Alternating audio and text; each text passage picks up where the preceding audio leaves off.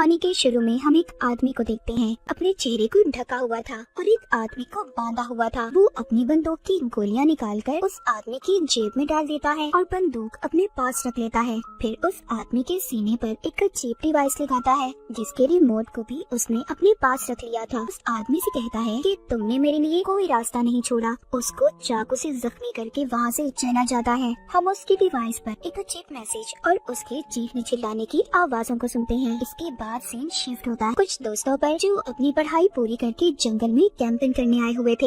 यहाँ पर सब दोस्तों में कैटो जो सबसे ज्यादा बिगड़ा हुआ था, वहीं कैटो का दोस्त जो उसके उल्ट था, बिल्कुल सीधा। पर उसकी दोस्त ऐसी थी जो बेचारे पर हमेशा शक करती रहती थी कि उसका चक्कर किसी और लड़की के साथ है। हम यहाँ पर उनकी बातों में सबकी गहरी दोस्ती देखते हैं। इनके ग्रुप में एरिन थी जो सबसे ज्यादा मासूम थी और सबसे अलग रहा करती थी। जब एरिन बाथरूम के लिए झाड़ियों में जाती है, वही आदमी जो हमने कहानी के शुरू में देखा था वो एरिन को बेहोश कर देता है। जब एरिन को होश आता है, उसके साथ साथ सभी दोस्त एक अजीब सी जैकेट के साथ उठते हैं क्योंकि सबने अब जैकेट पहनी हुई थी और उस जैकेट पर एक टाइमर लगा हुआ था। करीब ही जब वो गैस सिलेंडर को देखते हैं तब इन्हें समझ आता है कि किसी ने इनको गैस से बेहोश कर दिया था और इनका यहाँ पर एक दोस्त भी गायब था। जब वो आदमी इनके सामने आता है तो इन्हें पता चलता है कि वो इनके स्कूल के साइंस टीचर थे और साथ ही साथ एरिन के दोस्त के डैड भी जो अब मर चुका था। वो बताते हैं कि जब मेरे बेटे की मौत हुई तो उनकी बीवी ने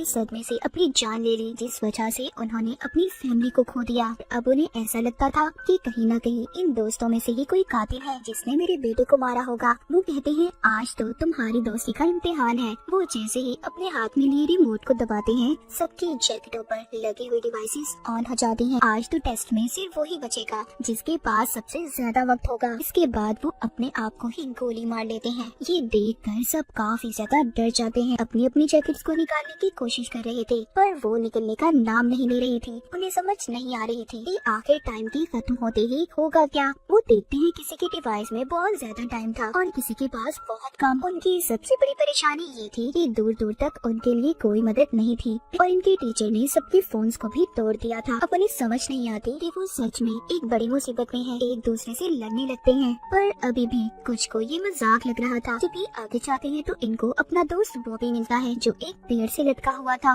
बॉबी की दोस्त उसको आजाद करने के लिए आगे बढ़ने वाली थी। तभी दूसरी दोस्त कहती है हो सकता है ये चाल बॉबी की हो हमें यहाँ पर फंसाने की, क्योंकि इसने हमें यहाँ पर बुलाया था। ये जरूर उस टीचर के साथ मिला हुआ है। ये सब सुनकर कुछ दोस्त बॉबी को छुड़ाने के हक में नहीं थे पर बॉबी उनसे बार बार कह रहा था कि प्लीज मेरी मदद करो। वो कहता है मैंने तुम सबसे अपनी एक बड़ी बीमारी को छुपाया था जो उस टीचर को पता चल गई थी। वो मुझको ब्लैकमेल करते थे। मेरे पास कोई और रास्ता नहीं था इसलिए मैं तुम सबको यहाँ पर लाया। पर मुझे उनके इस प्लान के बारे में कुछ पता नहीं था कि वो हमें यहाँ पर कैसे फंसाएंगे। पर मैं तुम सबको इस डिवाइस के बारे में भी बताने के लिए तैयार हूँ अगर तुम मुझे खोल दो। अब उसकी दोस्त उस पर तरस खाकर उसे छुड़वा देते हैं। बॉबी आजाद होते ही सब पर चाकू से हमला कर देता है पर वो किसी को मार नहीं पाता और देखते ही देखते उसके डिवाइस में टाइम खत्म हो जाता है। सबके सामने वो ब्लास्ट हो गया था, फट जाता है। उसके जिस्म के टुकड़े टुकड़े हो जाते हैं। ये देखकर सब अपने अपने दोस्तों को लेकर भागते हैं। फीवर कैटो का दोस्त था जिसकी दोस्त उस पर अब भी शक कर रही थी। उसके साथ जाने से भी मना कर देती है। कैटो का दोस्त अकेला ही कैंप में वापस आता है। वो उस टीचर की बंदूक को भी अपने पास रख लेता है ये सोचकर कि शायद उसके काम आ जाए। इसके बाद हम एक और दोस्त को देखते हैं जो काफी ज्यादा घबराया हुआ था क्योंकि उसका टाइम अब खत्म हो चुका था। वो अपनी दोस्त से कहता है प्लीज मुझसे दूर रहो, कुछ देर बाद मैं भी मरने वाला हूँ। पर तभी जब इसकी एक और दोस्त इनके पास आ रही थी तो ये गलती से उस पर फ्लैश लाइट से हमला कर देता है जिससे फौरन ही उस लड़की की जान चली गई थी। पर होता कुछ ऐसा है कि उस लड़की के पास जो टाइम बचा था वो सारा इस लड़के को मिल गया था। वो बहुत परेशान हो गया था। इनकी एक सहीन दोस्त कहती है जिसको अब सब कुछ समझ आ गया था हमारे डिवाइसेस में कुछ ऐसे सेंसर्स हैं जो इंसान मारेगा तो उसका सारा वक्त दूसरे इंसान को मिल जाएगा, बिल्कुल पबजी की तरह। हथियारों की बजाय बचा हुआ वक्त दूसरे इंसान को ट्रांसफर हो जाएगा। उस टीचर ने जानबूझकर ये सब किया था कि सब एक दूसरे की जान ले सके अपनी जान बचाने के लिए। सब सुनने के बाद सारे दोस्त एक दूसरे के दुश्मन बन गए थे क्योंकि सबको अपनी जान प्यारी थी। दूर खड़ी एक दोस्त भी इनकी सारी बातें सुन रही थी जो थोड़ी पागल थी। उसके चेहरे पर उसकी नीयत साफ नजर आ रही थी क्योंकि उसका टाइम जो खत्म होने वाला था। वो एक लकड़ी का टुकड़ा उठाकर सब पर वार करने लगती है पर सभी वहाँ से भाग गए थे। अब यहाँ पर नजर आता जाता है सब दोस्तों का असली चेहरा। सभी एक दूसरे की जान के दुश्मन बन चुके थे। दो दोस्त जल्दी से दोबारा कैंप की तरफ भागते हैं क्योंकि उनके पास अभी भी एक फोन था जो वो कैंप में ही छोड़ आए थे, मगर उसमें भी सिग्नल नहीं थे। इसीलिए ये फोन को लेकर उन चाय की तरफ भागते हैं। उधर एरिन को कैटो का दोस्त अपना पार्टनर बन जाने का कहता है और दोनों आगे मदद के लिए निकल पड़ते हैं। उधर दूसरी तरफ इनकी एक और दोस्त जो अपने शिकार की तलाश में थी क्योंकि उसका टाइम खत्म होने वाला था, जब भी कैटो को अपने पास आते हुए देखती है तो उस पर हमला कर देती है। पर अचानक कैटो अपनी जान बचाने के लिए उस लड़के से कहता है, तुम कहती थी ना कि मेरा दोस्त तुम्हें धोखा दे रहा है, उसका चक्कर किसी और लड़के के साथ था। हाँ, वो कोई और नहीं बल्कि तुम्हारी बेस्ट फ्रेंड है जो मुझे उसके फोन से पता चला। उस पागल लड़की को एक और मौका मिल गया था किसी की जान लेने का। ये अपनी ही दोस्त के ऊपर चाकू से हमला कर देती है, पर वो दोस्त एक ही झटके में उसके ऊपर वार करके उसी को मार देती है। अब उस लड़की को भी गेम की समझ आ चुकी थी कि भले कैटो ने उसे मरवाने की कोशिश की, पर यही रास्ता है इस गेम में सरवाइव करने का, जिंदा रहने का। वो कैटो के साथ मिलकर टीम बना लेती है और दोनों सबका शिकार करने का प्लान बनाते हैं। उधर दूसरी तरफ जिन दोस्तों को फोन मिला था, अब वो लड़की अपने डैड को फोन करती है जो पुलिस ऑफिसर थे, पर उसकी कॉल नहीं लग रही थी। अब उसको शक होने लगा था कि कहीं उसके डैड भी किसी मुसीबत में ना हो। जब वो जीपीएस से लोकेशन पता करते हैं तो उससे पता चलता है कि उनके डैड कहीं आसपास ही थे। उधर दूसरी तरफ एरिन और उसके दोस्त को चलते हुए टीचर का वही शिकार मिलता है जो हमने कहानी के शुरू में देखा था, जिस आदमी को बांधकर उसने रखा हुआ था। ये आदमी कोई और नहीं बल्कि उस लड़की के डैड थे जो अपने डैड को कॉल कर रही थी। साइंस टीचर ये सब इनके साथ इसलिए कर रहा था, उसको अब भी ऐसा लगता था कि उसका बेटा किसी नशे से नहीं मरा बल्कि उसे जानबूझकर मारा गया है, और ये सब इन दोस्तों की पार्टी में हुआ था। उस लड़की के डैड को इसलिए मारा क्योंकि बिना छानबीन किए उन्होंने उसके बेटे के केस को बंद कर दिया था। यानी कि सच ये था कि इन्हीं के बीच में कोई कातिल है। उधर ही एरिन के दोस्त को बुलेट्स गोलियां भी मिलती हैं, जिसको उठाकर ये अपने पास रख लेता है।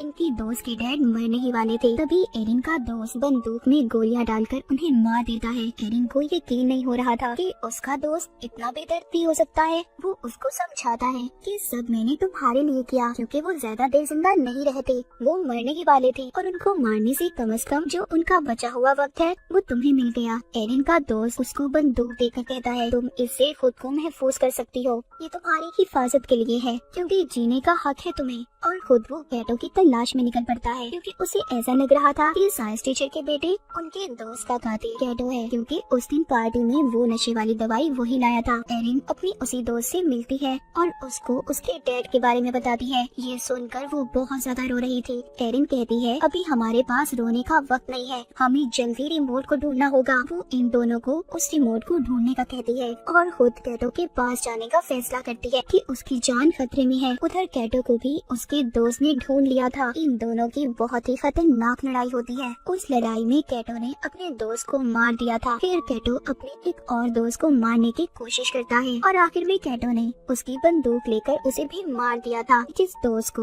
उसने मारा था उसके पास सबसे ज्यादा टाइम था जो सारा अब कैटो को मिल चुका था, लेकिन कैटो को तो इस गेम में जीतना था। वो अभी भी पास कहाँ आने वाला था। वो एक और दोस्त को मार देता है। कैटो अपने आखिरी शिकार की तलाश में था जो एरिन और उसकी एक और दोस्त थी। जैसे ही ये उनके पास जाता है, एरिन की दोस्त इस पर बहुत चिल्लाती है कि उसने उनके सभी दोस्तों को मार दिया, पर वो इसकी तरह कातिल नहीं बनना चाहती थी, इसीलिए इसे चाकू से जख्मी करके भाग जाती है। पर भागते हुए वो सोचती है कि अगर कैटो भी मर गया फिर भी तो इस गेम में एक ही बचेगा, इसीलिए वो अब एरिन को मारने की कोशिश करती है और उसकी तरफ बंदूक कर लेती है। यहाँ पर कहानी का सच तो कुछ और था। एरिन की दोस्त उसको बताती है, उस लड़के से मुझे बहुत नफरत थी, वो स्कूल में हमेशा मेरे से ज्यादा नंबर लेता था और उसकी वजह से मुझे स्कॉलरशिप भी नहीं मिली। उस दिन मैंने उसकी ड्रिंक में दवाई मिलाई थी, पर मैं ये नहीं जानती थी कि वो सच में मर जाएगा और मैंने ही अपने डैड से कहकर उसके केस को बंद करवा दिया। वो एरिन को बंदूक देकर कहती है, मुझे मार दो, जिंदा रहने का हक सिर्फ तुम्हें है। पर एरिन ऐसा करना नहीं चाहती थी। तभी पीछे से कैटो आ जाता है और एरिन की दोस्त पर हमला करके उसे मार देता है। एरिन की दोस्त की जान उसकी गोद में निकलती है। कैटो के पास एरिन से कम वक्त था और अगर उसे जिंदा रहना था तो उसे जल्दी एरिन की जान लेनी होगी, लेकिन वो यहाँ पर ये भी जानता था कि एरिन के अंदर इतनी हिम्मत नहीं है। बार बार वो एरिन को गोली चलाने पर उकसा रहा था। एरिन बहुत सोचती है पर उसे नहीं मारती, उसकी टांगों पर गोली मार के उसकी डिवाइस के हवाले छोड़ देती है। है। आखिर में कैटो भी ब्लास्ट होकर मर जाता है और एरिन इस गेम की विनर बन चुकी थी। उसने इस गेम को जीत लिया था। वो डिवाइस भी खुद ब खुद बंद हो जाती है। थोड़ी देर बाद सुबह हो गई थी। एरिन जंगल से बाहर निकलती है। उसको एक आदमी मिलता है जो अपनी गाड़ी पर था, पर एरिन का ऐसा हाल देखकर वो मदद करने से इनकार कर देता है। कहानी के आखिर में एरिन की अभी खतरनाक मुस्कुराहट को देखते हैं। इसी सस्पेंस के साथ ये कहानी यहीं पर खत्म हो जाती है।